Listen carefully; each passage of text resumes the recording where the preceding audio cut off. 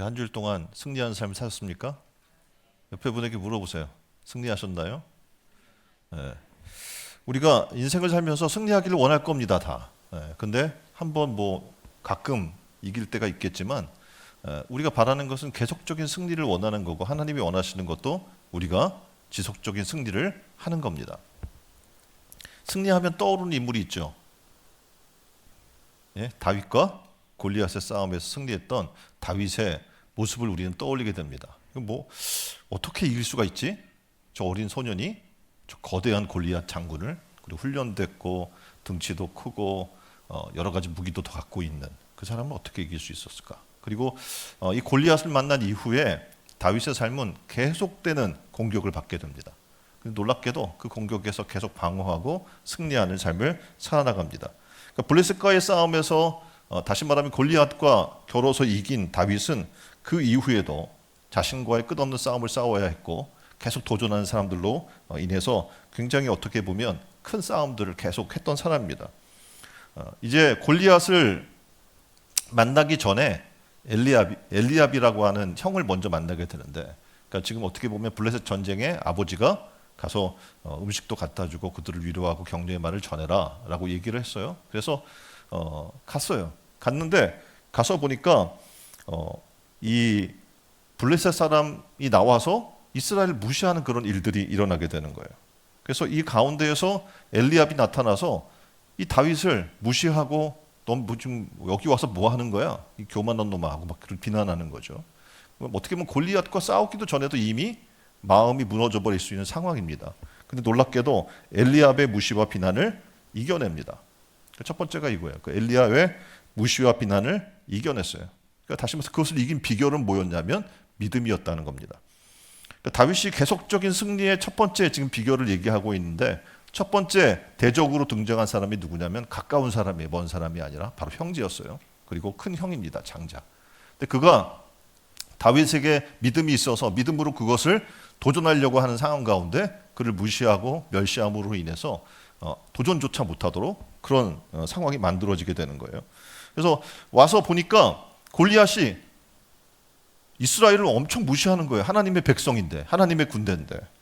그래서 이 다윗이 생각을 하는 거죠. 이 블레셋 사람을 죽여서 이스라엘의 치욕을 제하는 사람에게 어떠한 대우를 하겠느냐. 이 할례 없는 블레셋 사람이 누구간데 하나님의 군대를 모욕하느냐라고 하면서 굉장히 분노하고 있습니다.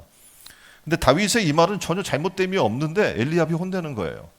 도대체 오히려 당시에 이스라엘 백성들이, 군대가 지금 하나님의 은혜도 받지 못하는, 할례 받지 못한, 다시 말해서 이방 사람들인데 그 사람이 하나님을 모욕하고 있음에도 불구하고 가만히 있는 것에 대해서 붕괴하고 그것을 지적해 준 말이기 때문에 그렇죠. 그런데 이 말을 들은 형, 장자, 어떻게 보면 맏형인 엘리압이 다윗에게 화를 내고 그를 무시하고 그를 어떻게 보면 책망하는 말을 던지는 거죠. 엘리압이 화를 내면서 이렇게 이야기해요. 내가 어찌하여 이리로 내려왔느냐? 들에 있는 몇 양을 네게 맡겼느냐? 나는 내 교만과 내 마음의 완악함을 아노니 내가 전쟁을 구경하러 왔도다. 이렇게 얘기하는 거죠. 그러니까 이 엘리압의 지금 말을 보면 지금 다윗의 말을 듣고 다윗이 교만하고 완악하다라고 지금 소리를 치고 있는 겁니다. 그러니까 여기서 우리가 지금 엘리압의 반응을 좀 살펴볼 필요가 있습니다. 도대체 왜 그렇게 반응했을까? 다윗을 향해서. 여기서 중요한 것은 우리는 결과를 알고 있어요. 다윗이 어떻게 할 거예요? 골리앗을 돌로 쳐서 쓰러뜨릴 걸 알아요, 몰라요? 성경을 봐서 다 안단 말이에요. 모르시나 보네. 다윗이 이길 거죠? 네, 우린 다 알고 있기 때문에 엘리압 저 뭣도 모르면서 저렇게 혼내고 그러고 있어요 라고 이야기하지만 그 상황은 그렇지 않아요. 다시 말하면 엘리압이 화낸 이유의 첫 번째를 보게 되면 다윗이 한 말은요, 지금 군대에 힘을 돋아주는 말이 아니었어요. 그러니까 지금 어떻게 보면 도대체 너네 뭐 하고 있는 거야? 지금 저 거대한 장군, 장수라고 얘기해도 우리는 하나님의 백성 아니야? 뒤에 숨어서 이러고 있으면 될 거 아니지 않아? 라고 와서 정말 어린 아이가 책망하고 있는 모습을 들은 거기 때문에 정말 하나님의 군대 꼴이 이게 뭐예요? 라고 이렇게 책망하는 꼴을 들은 거 아닙니까? 더군다나 다윗의 형들도 지금 이스라엘 군대에 지금 군사로서 지금 참전하고 있는 상황입니다. 그러면 어떻게 형한테도 나무라는 거 아니에요? 형들한테도. 그럼 얼마나 기분 나쁘겠어요. 어떻게 보면 군대도 올 나이가 안 돼서 양을 지키고 있는 정도의 사람이 군대 와서 뭣도 모르면서 지금 왜 안 싸우냐고 책망하고 있는 모습을 들었으니 한마디로 굉장히 체면이 상하는 일이었을 겁니다. 또 하나는 골리앗을 대적할 만한 힘이 있는 사람이었다면 다윗이 그래 좀 싸워야 될 거지 라고 얘기할 거지만 지금 상황에서는 어떡합니까? 힘도 전혀 없어요.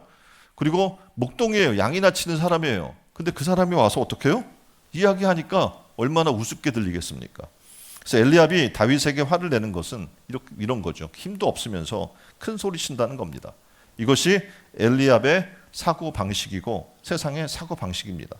다시 말하면 하나님을 믿음으로 바라보지 않는 거죠. 세상을 그래서 그 믿음의 눈으로 바라보아야 하는데 그렇지 않은 겁니다. 다윗이 지금 그런 이야기를 한 전제가 있어요. 왜 그렇게 얘기했냐면 다윗에게는 어떻게 해요? 하나님이 있다는 거예요. 만군의 여호와이신 하나님을 믿고 얘기하는 거지 자기의 힘을 믿고 얘기하는 게 절대 아니기 때문에 그렇습니다. 그러니까 하나님을 믿는 믿음으로 지금 이 전쟁의 상황을 바라보고 블레셋을 바라보고 골리앗을 바라볼 때 두려워할 필요가 없는 거예요. 왜? 하나님은 만군의 여호와이시기 때문에 그렇습니다. 그런데 엘리압이 계속적으로 화를 낸 이유에는 또 하나의 이유가 있습니다. 뭐냐면 바로 그는 상식, 다시 말해서 믿음이 아니라 세상은 힘으로 돌아간다는 원리로 지금 이야기하고 있고 그것이 그를 지배하고 있었기 때문에 그렇습니다. 그러니까 모든 것을 우리 믿는 사람은 믿음의 기준으로 얘기해요. 지금 믿음의 기준으로 보니까 만군의 여호와의 이름으로 나간 다윗이 이길 거야 라고 하는 거 우리는 이미 내용을 통해서 알고 있습니다. 근데 만일 이것을 모른다면 어떻게 하시겠습니까? 다윗이 지금 뭐 어떻게 보면 창과 검도 없고 돌멩이 하나 갖고 저 거대한 장군을 싸우겠다고 나온 다윗을 우리는 뭐라고 얘기할까요? 만류하겠죠. 정신 차려. 그냥 되는 게 아니야. 군대에서 훈련도 받아야 되고 그 싸우려면 그래도 어느 정도 상대와의 전적을 우리가 따진다면 어느 정도 뭐 맞아야 될 거 아니야. 비슷하게. 근데 지금 너는 안 돼라고 우리는 얘기할 수 있을 겁니다. 왜냐하면 우리는 힘의 기준으로 얼마나 큰가, 그가 얼마나 힘이 있는가, 얼마나 많은 무기를 가졌는가 이런 거를 우리는 기본적으로 따지기 때문에 그렇습니다. 그런데 우리는 믿음으로 기준을 삼습니다. 그래서 엘리압은 지금 믿음은 아무것도 아닌 거예요. 지금 이 상황에서 힘이 있어야 저렇게 골리앗처럼 나와서 큰 소리 칠 수 있다라고 생각하는 거죠. 근데 다윗에게는 그만한 힘이 없기 때문에 지금 나와서 소리 지르는 것은 교만한 이야기에 불과하다고 생각한 겁니다. 다시 말하면 힘도 없으면서 좀 건방지다, 교만하다라고 얘기를 들을 수밖에 없겠죠. 근데 여기서 중요한 사실은 왜 다윗이 이곳에 왔느냐는 거예요. 아버지가 보내서? 그것만은 아니죠. 왜냐하면 이미 다윗은 기름 부음 받은 사람이에요. 그래서 하나님께서 보낸 이유는 여기에 있습니다. 블레셋을 대항해서 두려워하고 있는 그들에게 오히려 다윗을 통해서 어떻게 해요? 깨어나라, 너에게는 만군의 여호와가 있다라는 것을 좀 알게 해주기 위함이었습니다. 그런데 지금 어떻게 보면 이 상황에서 이스라엘은 그 음성을 듣고도 듣지 못하고 있는 상황 가운데 있는 겁니다.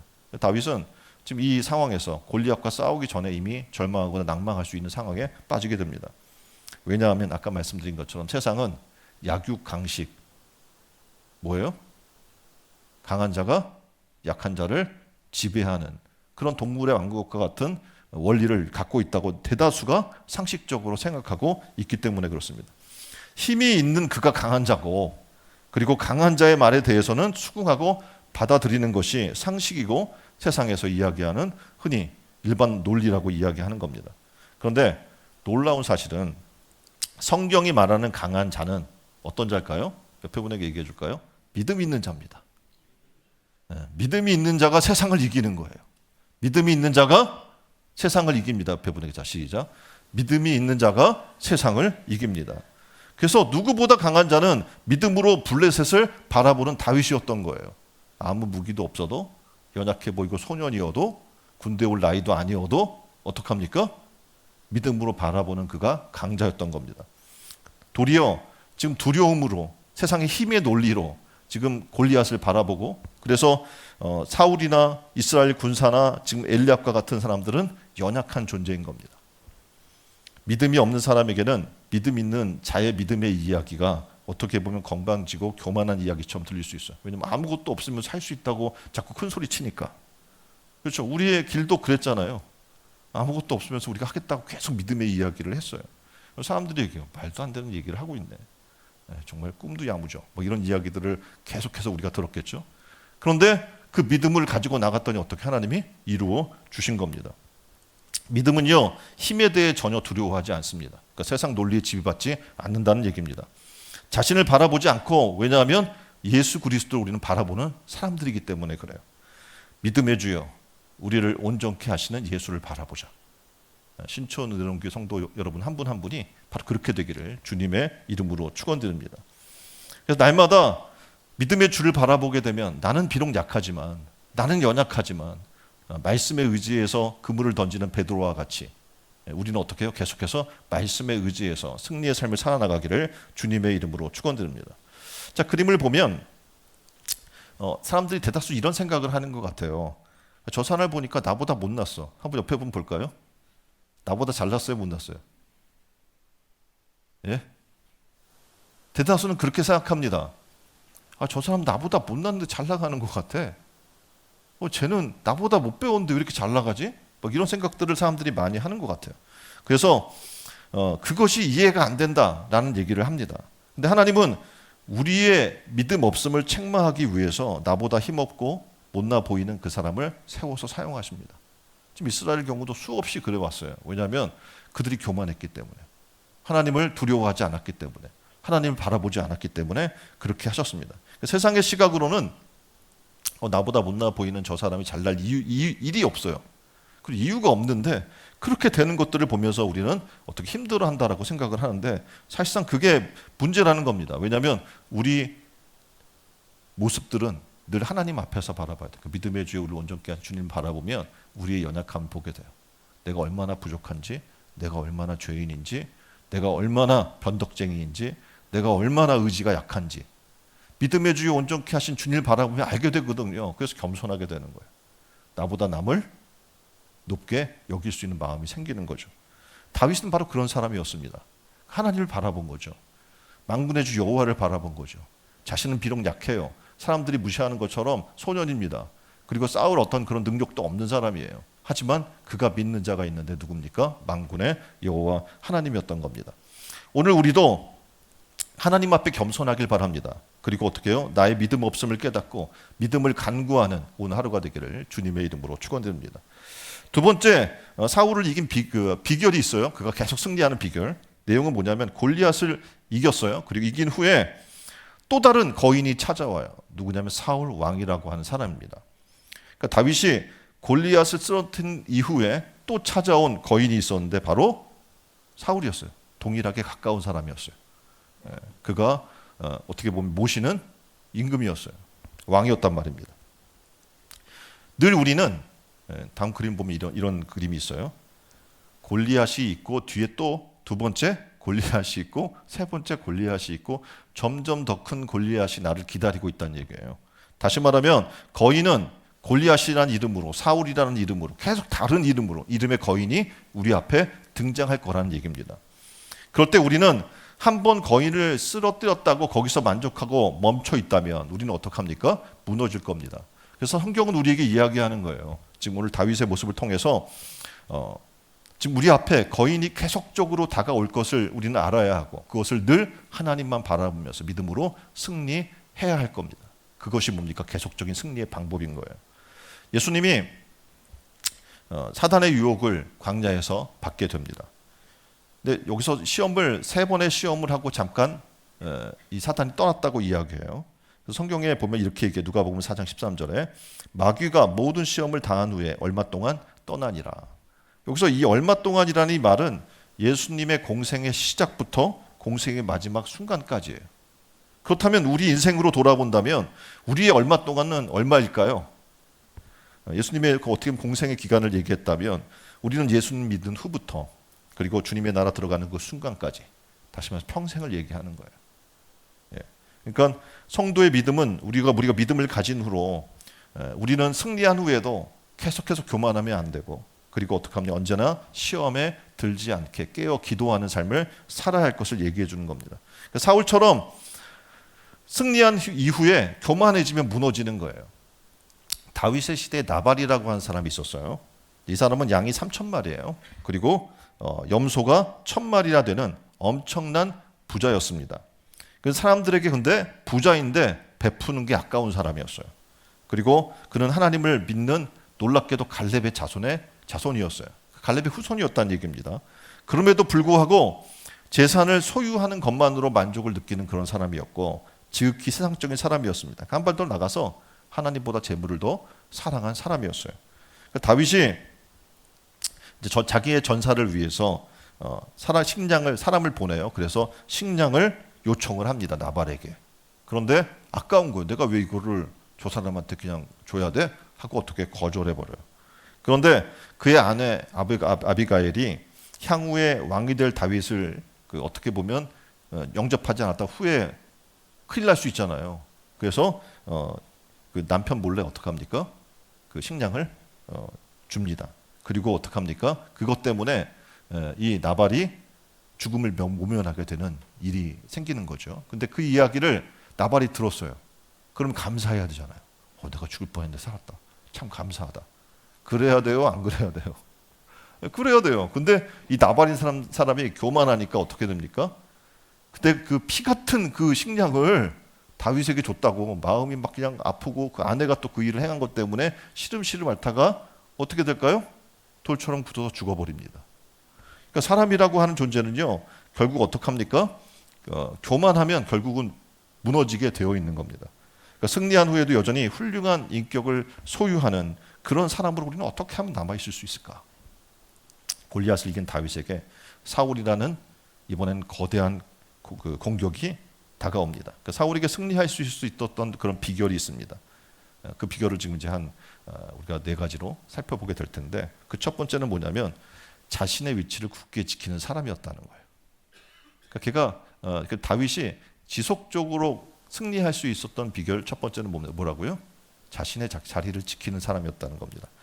그러니까 다윗은 상황이 굉장히 좋지 않아요. 그 압박이 찾아오고 자기를 죽이려 하고 또 경제적으로도 굉장히 좋지 않은 남에게 어떻게 도움을 구해야 되는 그런 상황 속에 살았습니다. 그럼에도 불구하고 그는 어떻게 합니까? 자신의 자리를 지켰어요. 어떻게 보면 골리앗을 무너뜨렸잖아요. 골리앗을 무너뜨렸으면 승승장구해야 돼요.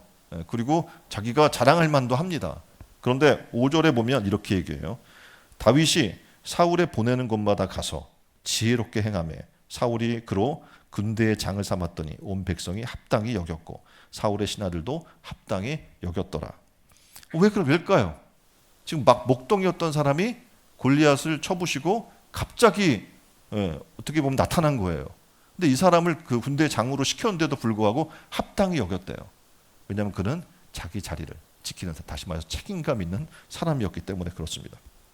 사울의 명령에 철저히 순종했고 사울의 권위 아래서 자기의 위치를 지키는 사람이었기 때문에 그래요. 13절에 보면 사울이 그로 자기를 떠나게 하고 천부장을 삼으매 그가 백성 앞에 출입하여 라고 이야기했어요. 이제 군대 장관을 삼았던 이 사울왕이 군대 장관을 다윗을 삼았는데 하루아침에 그를 또 천부장으로 삼는 거예요. 그러니까 1,000명을 관리하는 장군이 된 거예요. 그러니까 어떻게 보면 다윗이 하나님 앞에서 지금 다윗 자기를 괴롭히는 사울 왕일지라도 어떻게 합니까? 자기의 자리를 지키면서 충복으로 그는 남아 있었던 것을 보게 됩니다. 그러니까 그가 어떻게 보면 이 다윗을 죽이려고 2번이나 창을 다윗에게 던져요. 그 옆에 있는데 막 그 악신이 들려서 괴로워하는 사울 왕을 위해서 다윗이 어떻게 보면 그 음악을 연주해 준단 말이에요. 근데 갑자기 창을 던져 죽이려고 하질 않나. 껐하면 죽이려고 해요. 그런 사람 옆에서 그를 충복으로 지키며 자기 자리를 지킨다는 건 굉장히 어려운 일이거든요. 근데 사울이 그걸 보면서 야, 이 사람은 정말 믿을 만한 사람이구나라고 생각하겠어요? 안 하겠어요?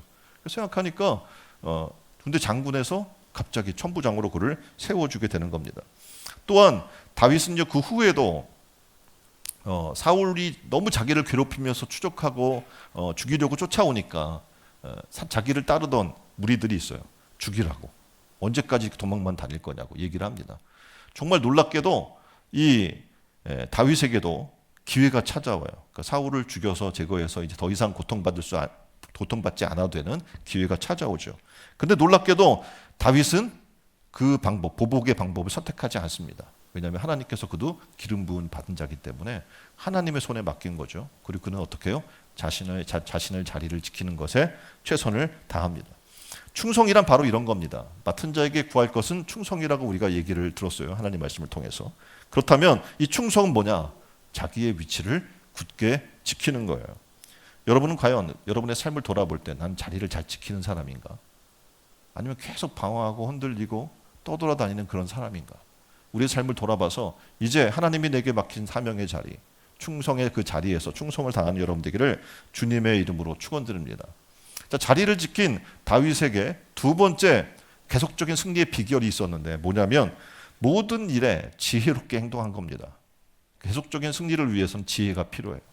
그렇죠. 한번 어떻게 어쩌다가 이길 수 있는데 계속 이기기는 쉽지 않거든요. 근데 계속 이기려면 어떻게 해야 돼요? 지혜로워져야 돼요. 그런데 놀랍게도 다윗을 설명할 때 바로 이 지혜라는 얘기가 계속 등장을 해요.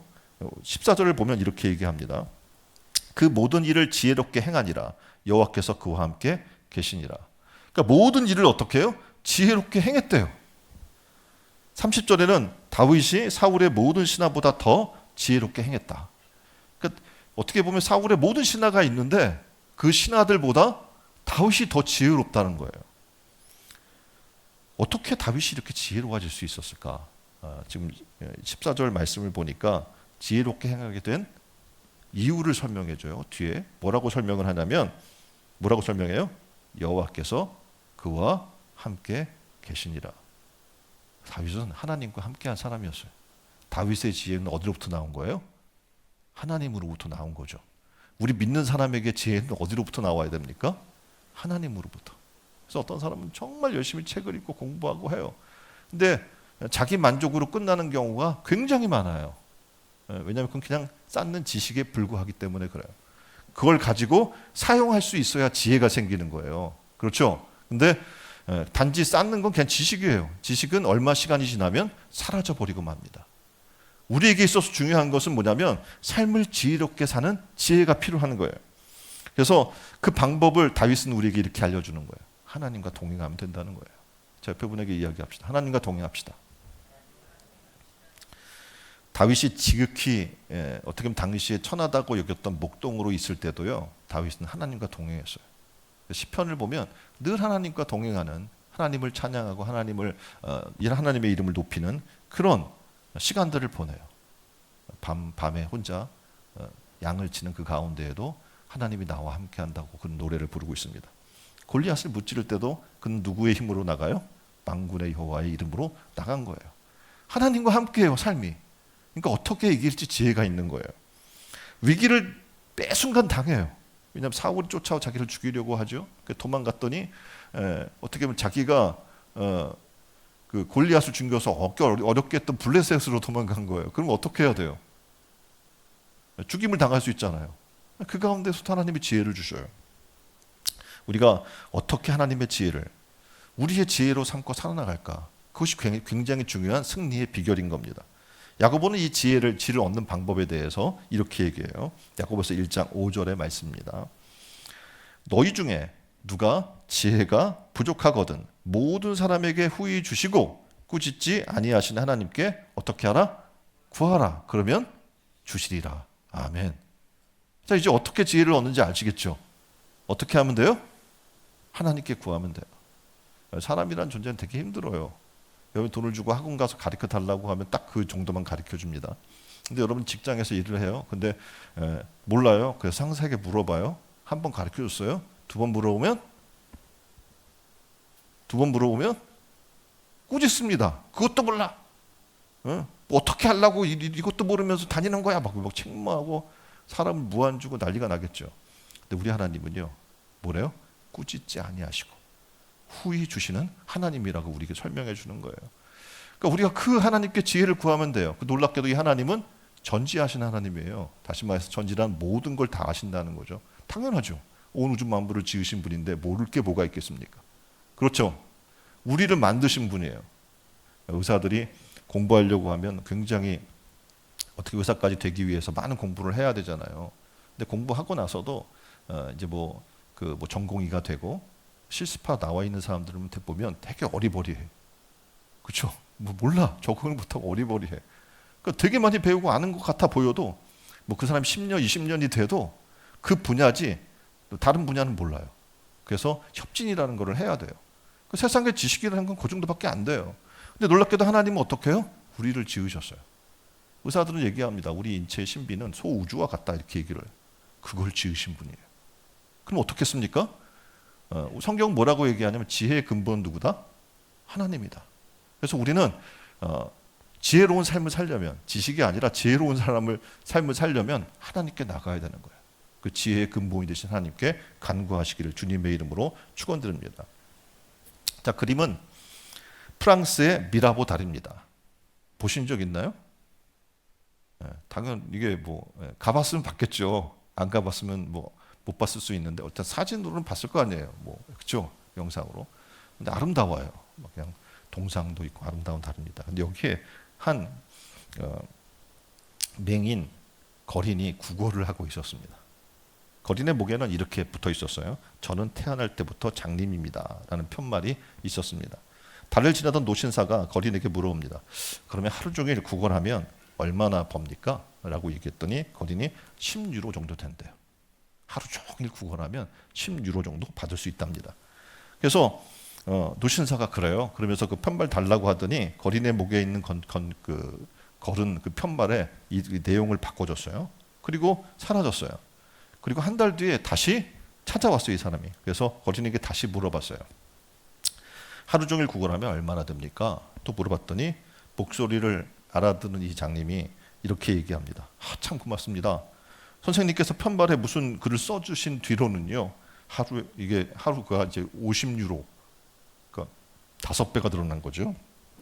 감사합니다, 감사합니다 그러는 거예요. 그리고 노신사에게 도대체 편말에 뭐라고 쓰셨나요? 라고 이야기했더니 이렇게 얘기해요. 봄은 오건만. 저는 그 봄을 볼 수가 없습니다. 벌써 이게 사람의 마음을 터치하고 감동하는 글귀 내용이 다른 거잖아요. 전 날 때부터 장님입니다. 먹고 살기 힘듭니다. 도와주세요. 이렇게 써 있는 것과 봄은 오지만 저는 그 봄을 볼 수가 없습니다. 굉장히 감동적인 글귀 아닙니까? 그러니까 성경에서 말하는 건 바로 이런 지혜예요. 그러니까 감동을 시키는데도 지혜가 필요하다는 얘기예요. 지혜는 위로부터 내려옵니다. 그러니까 지식은 수평적이에요. 우리가 지금 그냥 얻어서 쌓아가는 거죠. 대신에 지식은 교육을 통해서 얻어질 수 있지만 지혜는 교육을 통해서 얻어질 수가 없습니다. 우리가 어떻게 살 건가? 무엇을 추구해야 할 건가? 그리고 나의 지금 사는 삶의 존재 이유는 뭘까? 이런 건 어떤 교육이나 어떤 그 가르침을 통해서 알 수가 없어요. 그러니까 위로부터 오는 하나님의 지혜가 절대적으로 필요하다는 것을 우리는 살면서 알게 됩니다. 왜냐하면 공부를 많이 했지만 지혜롭지 못한 사람을 많이 보거든요. 공부 많이 하고 능력이 있어서 정치인을 하면서도 행동은 지혜롭지 못한 사람들 우리는 많이 보게 됩니다. 지혜는 우리를 참된 행복과 승리로 이끌어가는 능력이 된다는 사실을 우리는 알고 있습니다. 그렇다면 이 지혜를 어떻게 얻을 수 있습니까? 하나님의 말씀을 가까이 하면 되는 거예요. 성경은 이렇게 얘기하죠. 주의 말씀을 주야로 내 입에 떠나지 말게 하고 그것을 주야로 묵상하고 그 가운데 기록된 대로 다 지켜 행하는 삶을 살라라고 우리에게 권면해요. 그러면 그 지혜가 어떻게 우리를 평탄하고 형통하게 만들어 준다고 얘기해 주는 겁니다. 이 지혜는 이제 우리는 어떻게 다시 하나님 말씀으로 돌아가야 되는 거예요. 그 말씀을 가까이 해야 되는 거예요. 그럴 때 어떡합니까? 위로부터 온 하나님의 지혜를 우리는 소유하게 될 줄 믿습니다. 그래서 이 한 해 그 지혜로 승리하는 그냥 한 번 승리가 아니라 지속적으로 승리한 여러분 되기를 주님의 이름으로 축원드립니다. 다윗의 이 세 번째 계속적 승리의 비결을 이렇게 얘기합니다. 인기보다는 인격에 관심을 가졌다는 거예요. 우리는 인기에 편승합니다. 사람들이 여러분 알아주고 박수 쳐주고 칭찬해주면 좋아요, 나빠요? 좋잖아요. 그렇죠? 다 인기를 얻기 위해 사람들은 움직여 나가는 거예요. 지금 다윗도 그런 상황이 옵니다. 지금 보면은 이 인기라고 하는 것에 대해서 잠언에서는 27장 21절에 이렇게 경계해줘요. 도가니로 은을, 풀무로 금을, 칭찬으로 사람을 실현한다. 이해가 안 되죠. 어떻게 칭찬으로 사람을 실현해요? 실현이에요? 칭찬이? 근데 우리 믿는 사람에겐 그래요. 왜냐하면 이것이 우리를 교만하게 만들기 때문에 그래요. 교만은 넘어짐의 선봉이라는 걸 우리가 너무나 잘 알기 때문에 그래요. 그래서 성경은 이야기하기를 우리를 실현할 때 칭찬으로 우리를 실현하게 한다는 거예요. 세상은 그렇게 얘기합니다. 칭찬은 야 고래도 춤추게 한다 하면 좋은 거야 라고 얘기하지만 우리가 칭찬에 빠져버리게 되면 그것을 갈구하게 되거나 갈망하게 되면 우리도 모르게 어떻게 해요? 교만해질 수 있는 거예요. 우리가 인기에 상승할 때 사람들과의 관계보다는 우선적으로 하나님과의 관계에 초점을 맞출 수 있는 마음이 필요한 거예요. 다윗은 그의 인기가 상승할 때도 겸손합니다. 어떻게 보면 전쟁에서 이기고 돌아왔어요. 다윗이. 그럴 때 사람들이 여인들이 나와서 성읍에 와서 노래를 하면서 춤추면서 이렇게 얘기합니다. 사울이 죽은 자는 천천히요. 다윗이 죽인 자는 만만이로다. 사울과 비교가 안 된다는 거예요. 천천인데 여기는 만만이니까 어떻게 해요? 최소한 10배는 되는 거 아니에요. 그렇죠? 그 정도의 차이를 얘기하고 있으면 의시될 만도 하고 그래 이제 사울은 갈 때가 됐어. 내가 나 시대가 아니야? 막 이렇게 얘기하고 교만해질 수 있어요. 그런데 다윗은 이 시험에 넘어가지 않아요.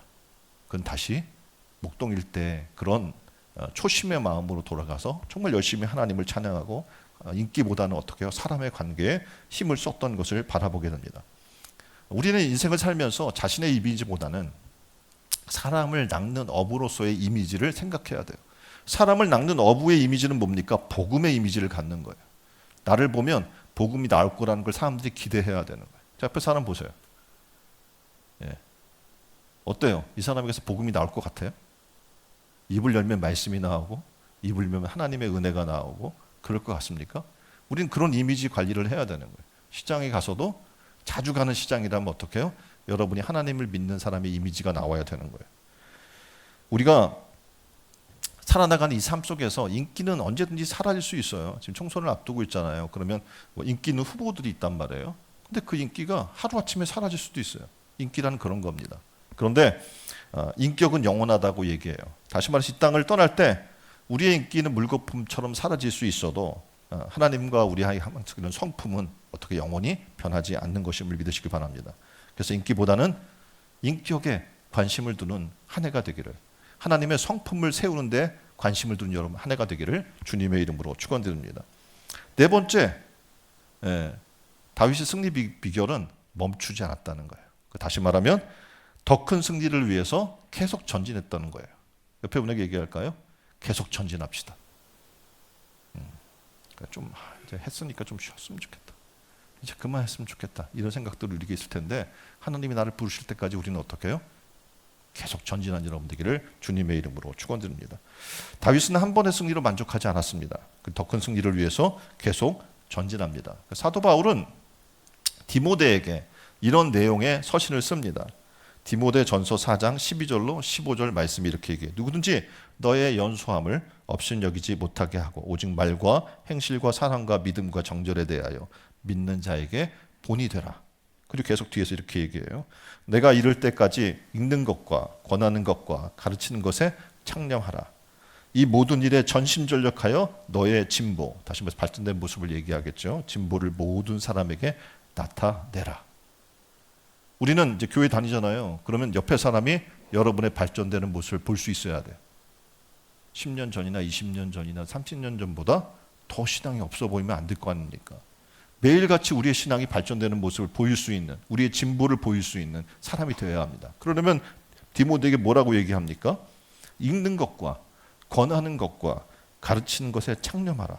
그리고 모든 일에 전심전력하라. 그리고 너의 진보를 사람에게 나타내라. 그러니까 모든 일에 전심전력하는데 발전하지 않을 사람이 누가 있겠습니까? 2024년 저는 신촌 의뢰론교회 모든 성도 여러분이 이렇게 주의 일에 전심전력하기를 주님의 이름으로 축원드립니다.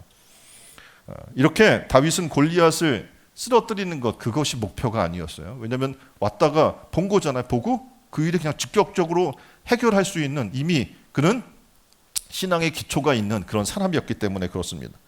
그는 왕으로 기름 부음 받는 사람이기 때문에 통일 왕국에 어떻게 하나님의 지혜를 가지고 이 나라를 다스리고 건국하고 다스릴 그런 하나님의 비전을 그는 갖고 있는 사람이었습니다.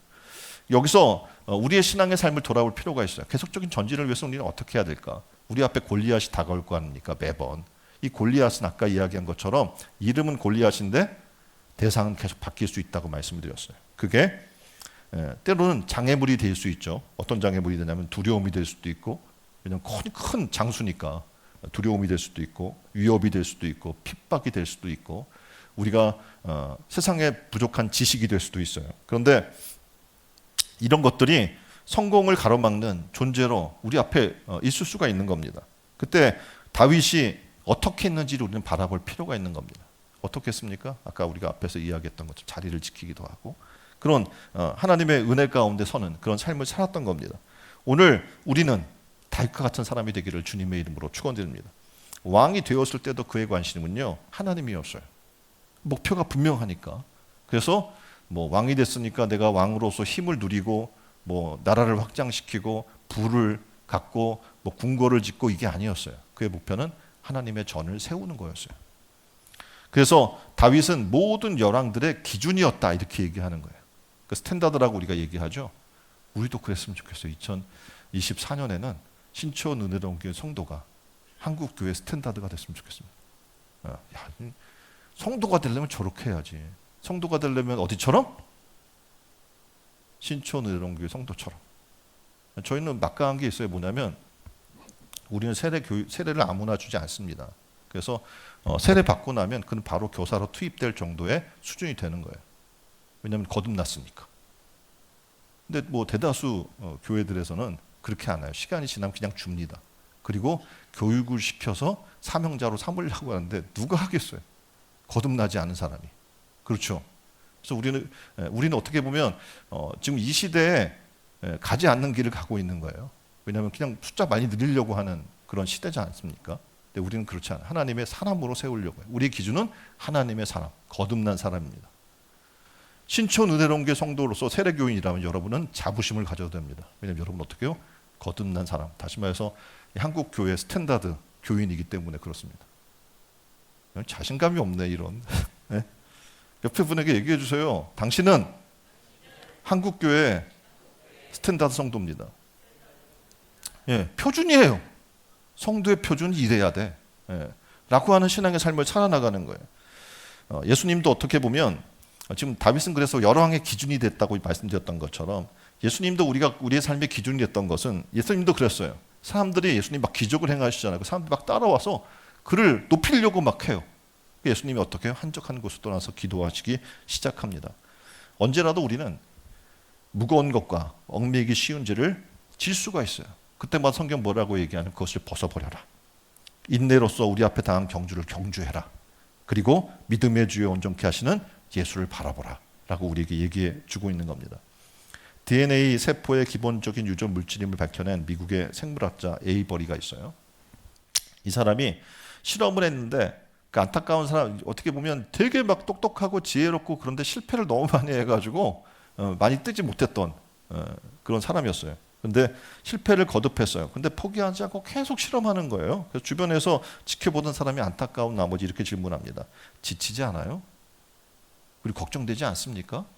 그만하고 싶지 않으세요? 이렇게 질문했대요. 그랬더니 이 에이버리가 태연하게 이렇게 얘기하더랍니다. 전혀요. 넘어질 때마다 뭔가 주워서 일어나거든요. 패배할 때마다 어떻게 해요?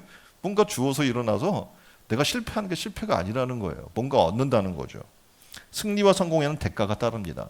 때로는 아픔이 찾아올 수도 있고 시험이 될 수도 있고 때로는 성공이나 승리를 우리가 얻기 위해 달려나갈 수많은 지불해야 될 것들이 있을 수 있어요. 그런데 이것들을 두려워하지 마십시오. 하나님은 우리와 함께 하십니다. 그래서 우리로 하여금 어떻게 해요? 한 번 승리가 아니라 하나님 붙든 자들은 지속적인 승리를 우리에게 허락해 주실 줄 믿습니다. 다윗의 탁월성이라고 하는 것은 뭐냐면 지키는 데 있었어요. 신촌 은혜로운 성도 여러분, 우리도 어떻게 보면 수많은 승리를 해왔어요. 근데 지금 이제 승리를 했으니까 누려야지? 절대 아닙니다. 다윗은 어떻게 그 승리를 어떻게 보면 지속시키기 위해서 무엇을 했는가? 승리를 누리지 않았어요. 그리고 어떻게 해요? 새로운 승리를 향해 달려나갔던 겁니다. 여러분이 받은 은혜를 지금 지키고 있습니까? 수많은 은혜를 우리가 받았잖아요. 그럼 그 은혜를 지켜나가는 삶을 살아야 되거든요. 안 그러면 그 은혜를 뺏겨버리고 말아요. 여러분의 존귀한 직분을, 사명을 지키고 있습니까? 안 그러면 1년 뒤에 여러분의 직분은 사라질 줄 모릅니다. 여러분은 과연 하나님의 말씀으로 승리하는 삶을 살고 있습니까? 우리의 삶을 계속 지속적으로 이렇게 어떻게 해요? 말씀으로 비춰서 돌아보아야 돼요. 그렇지 않으면 우리의 신앙은 어떻게 해요? 성장할 수 없어요. 머물러 있게 돼요. 머물러 있는 자는 머물러 있는 것처럼 보지만 성경은 뭐라고 얘기하냐면 앞으로 전진하지 않으면 퇴보하고 침륜에 빠질 수 있다라고 이야기하는 거예요. 여러분의 신앙을 돌아보십시오. 2024년의 신앙은 전진하는 신앙이 되십시오. 앞으로 달려나가는 신앙이 되고 발전하고 성장하는 신앙이 되기를 주님의 이름으로 축원드립니다. 말씀을 정리합니다. 다윗처럼 승리하는 이후에도 우리는 어떻게 해야 할까? 자신의 위치를 굳게 지켜야 합니다. 모든 일을 또 지혜롭게 해야 해요. 세 번째는 뭐라고 그랬어요? 인기보다 인격에, 성품에, 하나님의 성품에 관심을 두라고 말씀드렸습니다. 그리고 어떻게 하라? 계속해서 전진하는 한 해가 되기를 주님의 이름으로 축원드립니다. 이 시간 함께 오늘 주신 말씀을 통해서 기도했으면 좋겠습니다. 하나님, 우리에게 계속적인 승리를 주시기를 원합니다. 우리가 지금까지 승리해 왔는데 하나님이 승리를 유지한다는 건 굉장히 어려운 일입니다. 근데 하나님을 바라보겠습니다. 믿음의 주여 온전케 하신 주님을 바라보겠습니다. 그리고 주님 안에서 주시는 새 힘을 얻겠습니다. 말씀을 의지하겠습니다. 감정이 아니라, 상황에 따라 변하는 감정이 아니라 하나님의 말씀을 의지하겠습니다. 말씀을 붙들고 살아나간 제가 되게 해달라고 우리 다 같이 이 안에 하나님 지속적인 승리의 사람으로 나를 바꿔달라고 한 목소리로 함께 기도하겠습니다. 하나님이여 감사합니다.